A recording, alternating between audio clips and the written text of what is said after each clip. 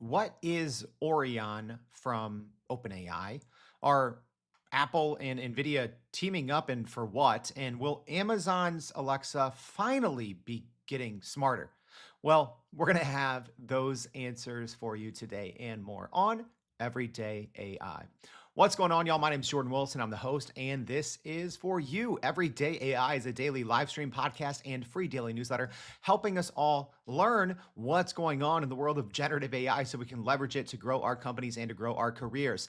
And usually once a week on Mondays, except when there's a federal holiday here in the US, we bring you the AI news that matters. Yes, because here's the reality. Your business, the future of your business, whether you succeed, whether you get caught, whether you catch your next competitor, if I'm being honest, for the most part, it depends on how you use generative AI in your day-to-day. So this is the one time a week with the AI news that matters that we just recap it all. We say, here's what's going on, and here's what you or your business need to do about it.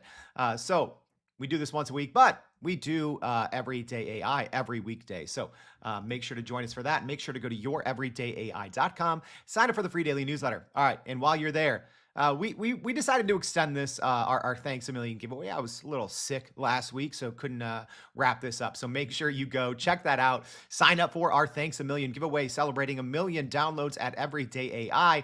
Takes about 10 seconds. You get a link after you sign up, and then you refer your friends with that link. So we're giving away whether a year of your favorite large language model, whatever that is. We're doing a 90-minute consult with our team. We might drop 1 or 2 other prizes here in the last week, so make sure you go check that out. All right, with that, here is what you need to know for AI news that matters for the week. And hey, for our live stream audience, Rolando and Brian and Marie and Tara and Jay, thank you everyone for joining us. I'd love to hear from you all as we go along what you think of this week's news. All right, so let's start it off here. Amazon's new Alexa is set to launch with Anthropic's Claude AI amidst some challenges and competition. So Amazon is gearing up to release an upgraded version of its voice assistant, Remarkable Alexa, which will be powered by Anthropic's Claude AI model. So this development is significant as it marks a shift from Amazon's in-house AI efforts, which have faced criticism for their performance. I don't know, and for the fact that it seems like you can't even talk to Alexa, right? Like if you've been chatting with a large language model for the past 2 years, trying to talk to Alexa is pretty much impossible. So initial versions of the new version of Alexa have reportedly struggled with user prompts and clarity, leading Amazon to seek external expertise from Anthropic, in which it has invested, yes, $4 billion. So a lot of competitive regulators, including in the UK, are currently investigating Amazon's minority stake in Anthropic, highlighting the scrutiny surrounding this partnership. So this name, Remarkable Alexa, reportedly has faced numerous technical and bureaucratic hurdles since its announcement last September, as noted by former Alexa AI scientists. So the new version of Alexa is expected to outperform its predecessor, which, my gosh, that shouldn't be too hard, with Amazon stating it'll utilize a variety of models to enhance user experience. So anticipated features for Remarkable Alexa include daily AI-generated news summaries. So, I mean, you can do that, but don't replace us with it, right? A child-focused chatbot and tools for conversational shopping, as if you weren't spending enough money on Amazon. So here's the downside. There are plans to reportedly introduce a subscription model, potentially charging between $5 and $10 per month, while still maintaining the classic version as a free service. A demonstration of the new improved version of Alexa is set to take place at Amazon's annual Devices and Services event, which is typically held this month in September, with an expected launch in mid-October. So y'all, I mean, is it just me, or is this long overdue? I'm curious for our live stream audience, and hey, even for our podcast listeners, make sure to check out your show notes. I always leave my my LinkedIn URL, so feel free to reach out. Send me a message, though, at least so I know who you are. But I'm curious. Are you even using these, Siri and Alexa anymore? if I'm being honest, I can't, right? If you've been using a large language model, ChatGPT, Claude, Gemini, etc., for the last year or two, trying to use something like Alexa or Siri it's like I literally find myself like the face palm emoji. I'm like, this is impossible. I can't get the simplest answer. And then I go back and think, why and how did the rest of humanity find this useful the last decade? Because it is infuriating. So I'm personally excited to see that Amazon, I think, is doing the right thing here and partnering with Claude. However, $5 to $10 a month, really? And also depends on what is the classic version of the Alexa. Is the free version going to be what we have today, or is it going to be a dummy down version of this new and improved Claude? It seems like it is the former and not the latter. So I don't know. Granted, I'm not the head of $1 trillion company, but if that is the case, if Amazon is saying to get any of this new Alexa, you have to pay $5 to $10 a month, I think that is a major fail from Amazon, if I'm being completely honest. I know, hey, normally we do the Monday on, the AI News That Matters on Monday. It's Tuesday, so I got some hot takes in me. I don't think that would be a good move. I think they should keep it free because competitors, Google, OpenAI is a competitor now.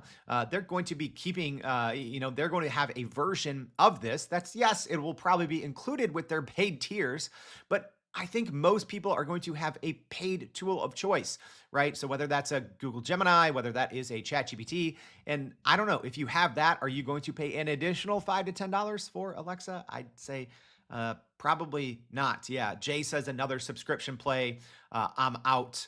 Tara says, so excited to plug my Alexas back in. Yeah. I have a couple that are currently unplugged in my house.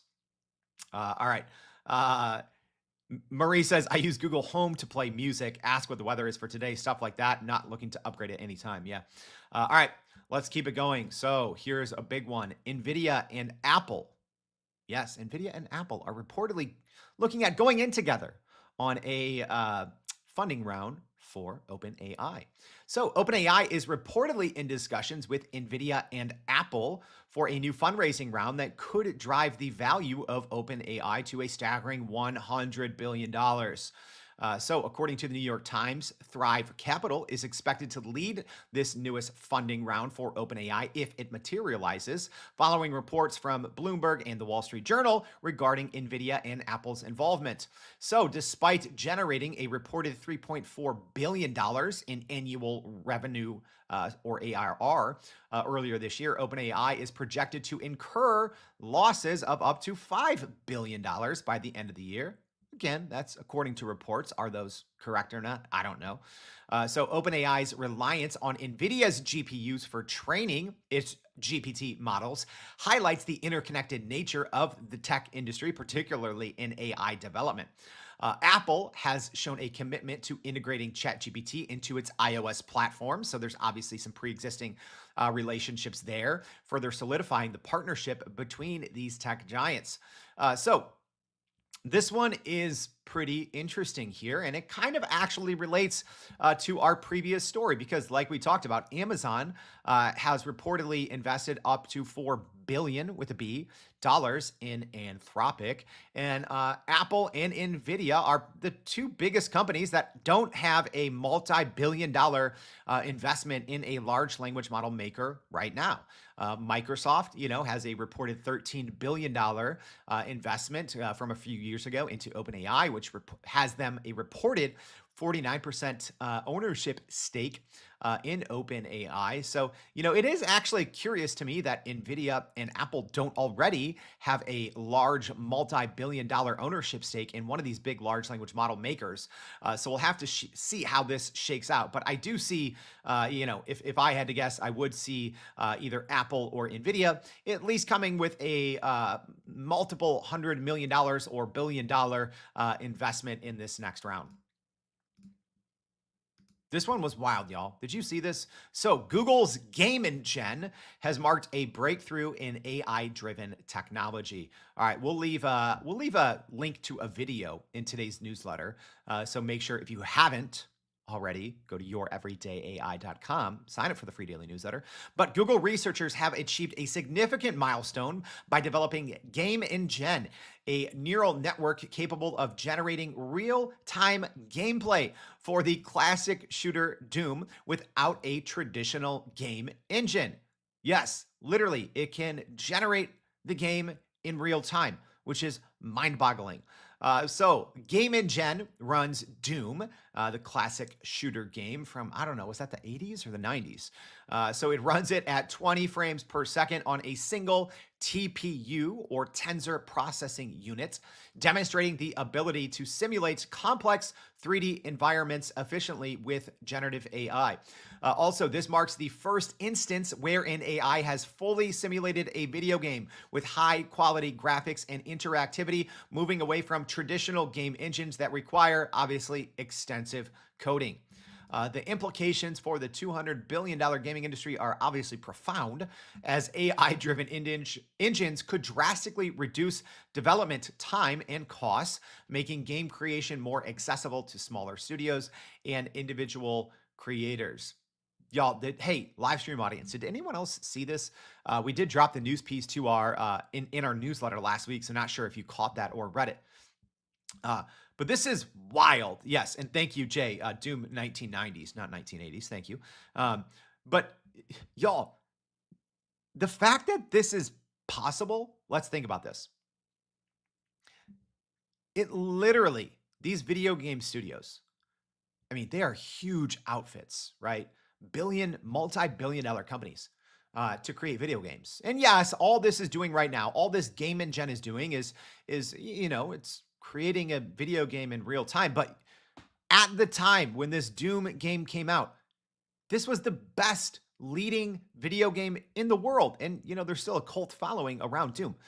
So the fact that an AI engine can create a video game in real time, bonkers, y'all. I cannot underestimate this, right? And the implications for actually what this means in the long run. But I'll take you here. So, we were invited out to NVIDIA's GTC conference this year. And this is one of the questions that came up to NVIDIA CEO Jensen Huang in a closed-door session, essentially saying and asking, hey, what does the future for video gaming look like? NVIDIA, obviously, one of its first big areas where it played and thrived before the generative AI and GPU boom was in the video game sector, right? So Jensen essentially said, like, he could see this happening in a couple of years, right? Where this real-time video game creation, and even me, someone that follows generative AI literally every single day, I scratched my head on that one. I said, wow, okay, that's shocking. But here we are, right? This hasn't even been 5 months since the NVIDIA GTC conference, where I think even when he said that, a lot of other people that were following generative AI were kind of taken aback by that. But here we are, right? The fact that an AI system can generate a video game in real time, what does that mean for our future, right? Well, I mean, obviously, if you're in or work around video games or play video games, you can see what that means. But what about for everyone else? Are we going to see personalized video games? Are we going to see personalized short films, right? I mean, because think, if this can happen for a video game that, you obviously interact with in real time, think of what it just has to, the doors this opens up for just interactive media in general, right? I think back to when I was a kid, there was all these, kind of choose your own adventure storybooks, right? In print. Think of this in real life. Think of this as a movie, right? Depending on where you look on the screen, or being able to talk to a movie or something like that. I mean, this is realistic and it's possible. The technology literally exists today. So pretty huge breakthrough there from Game Engine. All right. Let's go to the other side, the ugly side of AI. So Klarna has planned some major job cuts as AI investments reshape their workforce. So Klarna is if you haven't heard of it, is the buy now, pay later firm, is making headlines in a not so great way with its plan to cut nearly half of its workforce in response to advancements in artificial intelligence. So Klarna, according to reports, is aiming to reduce its workforce from 3,800 to 2,000 employees by leveraging AI in marketing and customer service, following a previous reduction from 5,000 to 3,800 over the past year. So yes, over about a year and change, they're looking to go from 5,000 employees to 2,000. And much of that is because of AI. So Klarna's CEO stated that the job cuts would allow the company to increase salaries for remaining employees, highlighting a shift in workforce due to technological efficiencies. If you haven't heard already, we talk about this a lot on the Everyday AI show, but the very famous International Monetary Fund, the IMF study, has projected that AI could affect nearly 40% of all jobs, potentially exacerbating existing inequalities in the job market. So Klarna's recent financial results showed a 27% revenue increase, reaching $1.3 billion, attributed again to efficiencies gained through AI investments. And also this comes as Klarna is reportedly preparing for a public listing. This one's interesting, y'all. And I think Klarna could actually be one of the earlier case studies in what happens when you start to quote unquote replace traditional human jobs with AI. So again, this next kind of round of cuts is going to be slowly rolled out, and we'll see how it impacts their revenue and if they do go public. However, they already had one round of this, and it led to a 27% revenue increase, right? And I do think this approach here is going to be a common one. So when companies cut jobs due to AI, I mean, what usually happens if they are public companies, their stock goes up. Wall Street hates employees. Wall Street loves AI. We're probably going to hear this kind of I'm not going to say excuse, we'll say this reasoning or rationale, right? Oh, this allows us to pay our employees more. So yeah, get ready for that spin. We're going to be seeing a lot of it. All right. Here's another big one, y'all. So some AI giants are collaborating with the US government for safer technological development. So, according to reports, OpenAI and Anthropic have announced agreements to provide the US government with early access to their upcoming AI models. And this marks a pretty significant step in the evolution of AI technology in terms of its risk and safeties. So this collaboration is particularly newsworthy as governments worldwide are increasingly focusing on regulating these powerful AI algorithms. Because yeah, what happens when these AI algorithms come out and these large language models are updated? Companies are implementing them and cutting jobs. So both companies have reportedly signed a Memoranda of Understanding, or MOU, with the U.S. Artificial Intelligence Safety Institute, part of the National Institute of Standards and Technology, or NIST.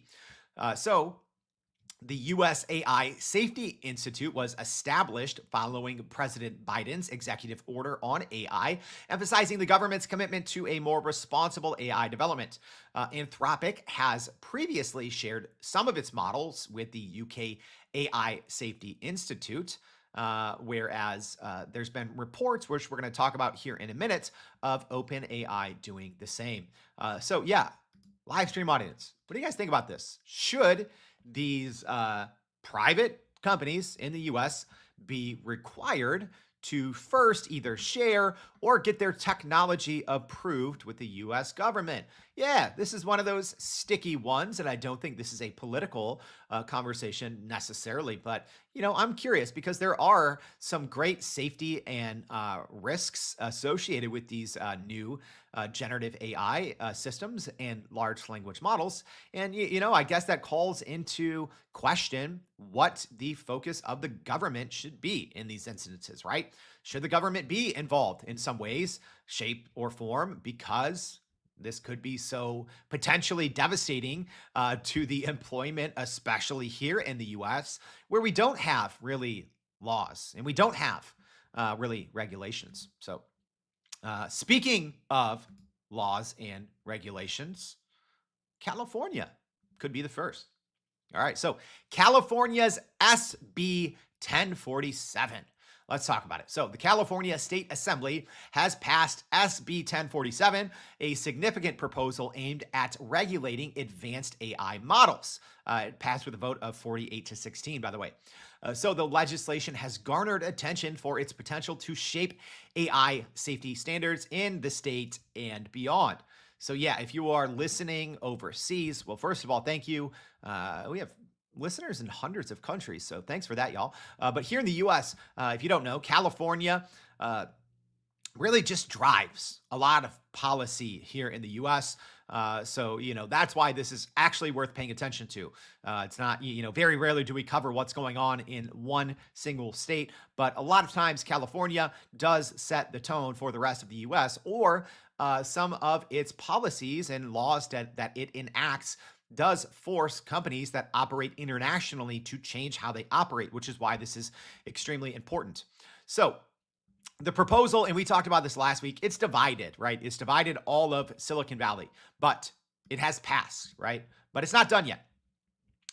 So the bill still faces strong opposition from major tech firms as everyone's awaiting to see if California's governor signs this into law. So opposition has come from OpenAI and Meta, as well as a lot of very prominent VCs who argue that it could stifle innovation and also hinder open source developments. However, polls indicate that a substantial 70% of Californians support the bill. And that's important. That's important to talk about here. So another thing is, despite its popularity, Governor Gavin Newsom, so California's Governor Gavin Newsom, hasn't yet hinted on a decision on whether he will sign the bill, as there's still significant lobbying efforts from the tech industry. So here's what this all boils down to, okay? So the legislation for SB 1047, here's what it's all about, y'all. It includes provisions for whistleblower protections and mandates safety plans for AI companies spending over $100 million on model training, aiming to balance those safety concerns with California's need for a more regulated startup ecosystem. So critics have mischaracterized the bill, claiming it imposes excessive penalties and criminal liability on AI developers, which has contributed to confusion and fear surrounding the bill's or surrounding its implications of potentially being passed. So the bill's passage could set a precedent, like we said, for AI regulations across the US and influence global standards as other countries look to California for guidance on AI safety laws. If signed into law, SB 1047 would mark California as the first state to implement such a robust AI liability rule, potentially impacting the future landscape of AI development and the tech industry. So it's pretty big. Yes, it is a bill for California, y'all. But if this is passed, if the governor does pass this, and if it's not vetoed, right, because that could always happen. Yeah, I used to cover politics back in the day as a journalist. So there's a lot of ways that this could go. It could still drag on. Will this even happen before the elections here in November? I don't know, because that could impact races there as well, because this has, and not just politically, this has really divided Silicon Valley, which is where actually a lot of the world's innovation happens, right? So essentially all of these companies that make large language models are based in California. All right. So if this does pass into law, I don't know how this could work, right? But we could, in theory, see something like companies releasing two completely different versions of a model, right? Or they might have to kind of give us all this watered down version and release it everywhere. That's just speculation, but it's something that in theory could happen. Let's keep this train rolling, choo-choo. All right, so Google has launched some pretty significant updates to its Gemini AI platform with gems and updates to its base model in Gemini. So, Google has unveiled some major updates to its Gemini AI platform, introducing features designed to improve user experience and accessibility in the ever competitive AI market. So, first, let's talk about this. So, there is the new Gems feature, which is similar to OpenAI's GPTs. And this feature allows for users in over 150 countries to create specialized AI assistants for tasks like coding and marketing, democratizing access to advanced AI tools. And y'all, we did do a complete show on gems last week. And I'm curious, did anyone try Google Gems? Did you like them? I had a whole show on them, so you can go watch that if you want, or listen to it on the podcast, or read about it in the newsletter. So the introduction of task-specific assistance aims to improve the relevance and efficiency of AI responses, addressing limitations in those more general purpose models, right? So, essentially you have to spend a lot of time when prompting, doing some swift prompt engineering to get good results out of a lot of large language models by default, which is where some of these customized or smaller versions of these models really come in handy.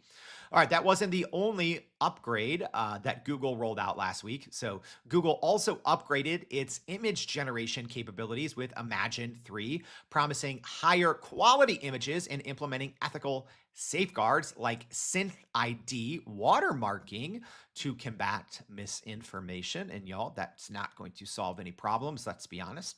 All right, also, it updated its base models as well, but these models are only the ones available kind of in its cloud version and not on the front end if you're using Google Gemini. So you're still using an older version, but Google's, if I'm being honest, for developers, Google's been crushing it. So they announced updates to their Gemini, all their Gemini AI models, including a smaller Gemini 1.5 Flash 8B or 8 billion parameter. So a very capable, small language model there, and improved versions of its big boy Gemini 1.5 Flash and Gemini 1.5 Pro. So these developments come in response to similar updates and offerings from competitors such as OpenAI, Microsoft, which both released some large language model updates and small language model updates in July and August. All right. Jay says, haven't tried gems yet. Looking forward to that. All right. Hey, if anyone else did, let me know. I wasn't a fan. If I'm being honest. All right. Here we go. Here is the big news, y'all. Got to save the best for last. So, OpenAI's new AI model called Strawberry, codenamed, is set to enhance training for the upcoming Orion. Let's explain. All right, so according to reporting from The Information, OpenAI is preparing to unveil a new kind of AI. I don't even know if it's technically a new AI model. Let's call it a new AI mode called Strawberry, which is generating a lot of buzz due to its role in developing OpenAI's next large language model, codenamed Orion. So this release is very noteworthy as it promises to improve AI capabilities significantly. All right, before I get into my bullet points here, let me break this down what it means.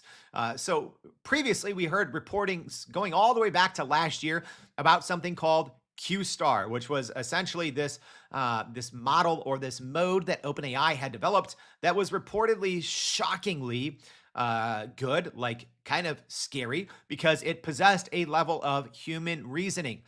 So this kind of Q-Star project was renamed Project Strawberry. And now we're getting new reports from The Information that is talking about Strawberry may be technically slower, and it may not actually be kind of the end model or the end play here. All right, so let's talk about that a little more. So Strawberry is designed to create high quality synthetic data that will aid in training for Orion, which could in theory be GPT-5. It might be called GPT Next. It might be called GPT Orion, but it does look like the Orion is the next model.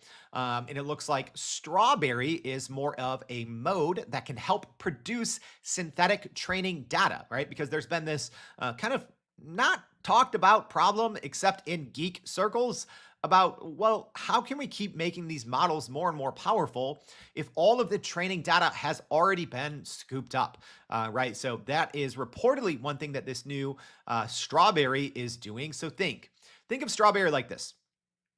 You have new cars that come out each and every year, right? That's not Strawberry. So reportedly, Strawberry is going to be a new engine that is going to help create the next car, which is Orion. So the enhanced reasoning abilities of Strawberry are expected to address the current limitations in AI, particularly in tasks that require symbolic reasoning and context-sensitive problem solving and pattern recognition. So the new Strawberry program will extend beyond training Orion, or Orion, not sure about the pronunciation. All right. It will also be capable of handling complex tasks such as devising market strategies and solving challenging word games, thereby broadening the application of AI. Again, this is all according to reporting from the information. Here's the thing we kind of talked about a little bit earlier, but OpenAI has reportedly collaborated with government agencies to ensure that the development of Strawberry aligns with regulatory standards and addresses national priorities. So this partnership aims to enhance the safety and ethical deployment of AI technologies. So the development of Strawberry has been somewhat secretive, somewhat not so much. However, we have seen, OpenAI CEO Sam Altman subtly confirming the project's progress through social media posts. He just posted a picture of a strawberry, right? So kind of a subtle nod, which is something that Sam Altman has done multiple times in the past on Twitter. So the integration of Strawberry into Orion could lead to a significant leap in AI performance, impacting various sectors, including education, business, technology, marketing, communications, customer service, everything, y'all. So this upcoming launch, whenever that may be, aligns with OpenAI's ongoing efforts to innovate and expand the functionality of AI technologies. All right, that is a lot, y'all. Let me quickly recap. Here we go. Bullet points, the AI news that matters for this week. So Amazon's new Alexa is set to launch with Anthropic's Claude AI as the engine. According to reports, NVIDIA and Apple are looking to get in on OpenAI's next funding round, reportedly at $100 billion. Google's Game Engine model has marked a breakthrough in AI-driven gaming technology as it could create literally the classic video game Doom in real time, mind-boggling. Klarna has planned some major job cuts as AI investments are reshaping its workforce, and its revenue is reportedly climbing in the midst of that. AI giants are reportedly collaborating with the U.S. government for safer technology development, as we talked about, Anthropic and OpenAI. California's SB 1047 is moving closer to potentially getting passed as it awaits Governor Gavin Newsom's signature, or it could be vetoed. We'll see and find out, and that has some pretty wide-ranging impacts. Then Google has launched some significant updates to its Gemini AI platform, as well as GEMS. And then last but not least, some new reporting and details coming out about OpenAI's new mode, Strawberry, is set to enhance training for its next model, codenamed Orion. All right, that's it, y'all. That is the AI news that matters for this week. If this was helpful, I hope it was, because hey, guess what now? You are the smartest person in AI at your company, right? Let's be honest. If you tune in every day, if you read our newsletter every single day, you are now the person in your company, or maybe you're looking for your next job. Guess what? You are solidifying your next career moves and your trajectory, because the future of business, the future of work is generative AI, period. There's no denying it. So by tuning in at least once a week, but hopefully every day, you are staying at the cutting edge. So if this is helpful, it takes y'all sometimes 3, 4, 10 hours to put together a single show. And we do this every single Monday through Friday. So it takes you 3, 4, 10 seconds to go ahead and click that repost button, that retweet button, or to go ahead and click that subscribe button. So if you are listening on the podcast on Spotify or Apple, please subscribe, leave us a rating, share this with a friend, and join us tomorrow and every day for more Everyday AI. Thanks, y'all.